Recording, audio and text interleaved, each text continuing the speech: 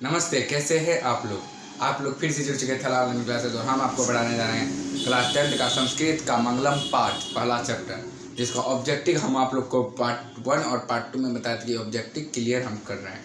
तो ये ऑब्जेक्टिव का आज लास्ट यानी ऑब्जेक्टिव का पार्ट 3 वीडियो ही है और इसके बाद जो है कि हम सब्जेक्टिव आप लोग को पढ़ाएंगे। ठीक, तो ऑब्जेक्टिव में कहना ये है, देखिए पहला क्वेश्चन ऑब्जेक्टिव का है कि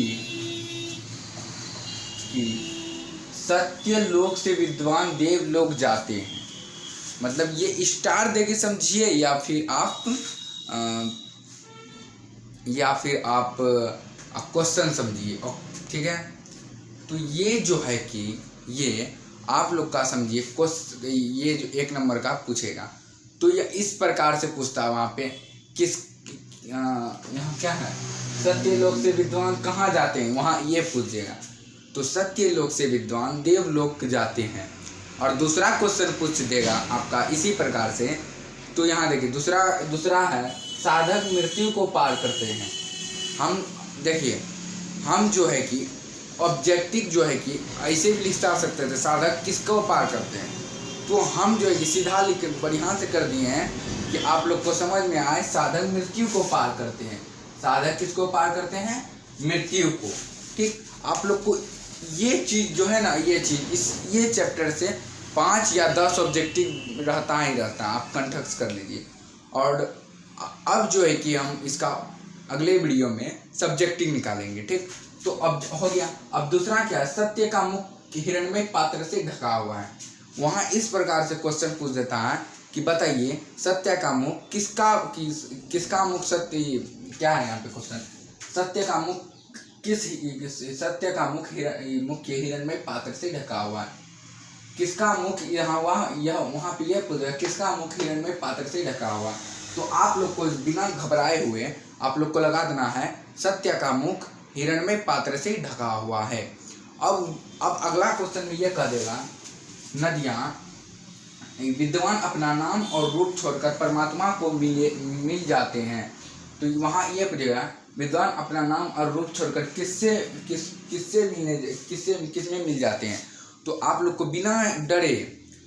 बिना डर में परमात्मा लगा देना। इसीलिए तो हमने ये चीज कर दी है, विद्वान अपना नाम और रूप छोड़कर परमात्मा को मिल जाते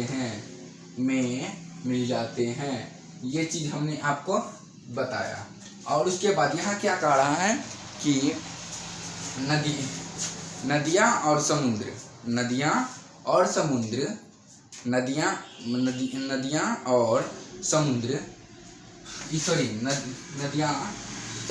जाकर मिलती है। यहाँ पे जो है नदियाँ कहाँ जाकर मिलती है। तो आप लोग को बिना ही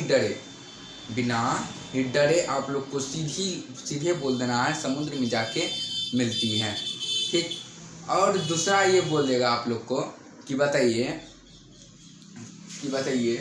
मनुष्य की हृदय रूपी हृदय में आत्मा निहित है। यहाँ तो हमने ये लिखा दिया है, लेकिन वहाँ पे ये बोल देगा कि आत्मा किसमें निहित है। तो आपको क्या, मनुष्य के हृदय में आत्मा निहित है। हमने आपको शॉर्ट करके सारा क्वेश्चन आपका ऑब्जेक्टिव हल कर दिया है। अब देखिए अगला क्वेश्चन, वेद रूपी शास्त्र क्या है। वेद रूपी शास्त्र एक नित्य है। ठीक, जो कि हमने आपको यहाँ लिखा दिया है। देखिए आप लोग को स्पष्ट दिख रहा है वेद रूपी शास्त्र क्या है। यहाँ नित्य की जगह क्या रखे, तो आपको नित्य लगा देना है। ठीक, अब इसका अगला क्वेश्चन हम बता देते हैं आप लोग को, उपनिषद की संख्या कितनी है। तो आप लोग से पूछेगा उपनिषद की संख्या कितनी है, तो इसका भी मैंने हल कर दिया है। तो यहाँ आप लोग को हो जाएगा उपनिषद की संख्या 108 है। उपनिषद की संख्या 108 है। ठीक, ईश्वर, ये चीज़ भी हमने आपका क्लियर कर दिया। अब देखिए ईश्वर क्या है। तो आप लोग को सीधा पूछेगा ईश्वर क्या है। ईश्वर सीधी सी बात, ईश्वर सत्य है। अब सत्य की हमेशा जीत होती है। तो यहाँ पूछेगा किसकी हमेशा जीत होती है, सत्य की, ना कि असत्य की। ठीक, और ये चीज़ हमने आपको इस तरह करके पार्ट 1 पार्ट 2 करके इस मंगलम पाठ के मंगलम पाठ का वीडियो को, मंगलम पाठ के ऑब्जेक्टिव का सीरीज खत्म कर दिया, जिससे ऑब्जेक्टिव आज मेरा क्लियर हो गया। अब कल जो है कि कल बोल रहे हैं, अब अगले पार्ट में जो है कि सब्जेक्टिव का क्वेश्चन हम निकालेंगे। तो मिलते हैं अगले वीडियो में, तब तक के लिए धन्यवाद।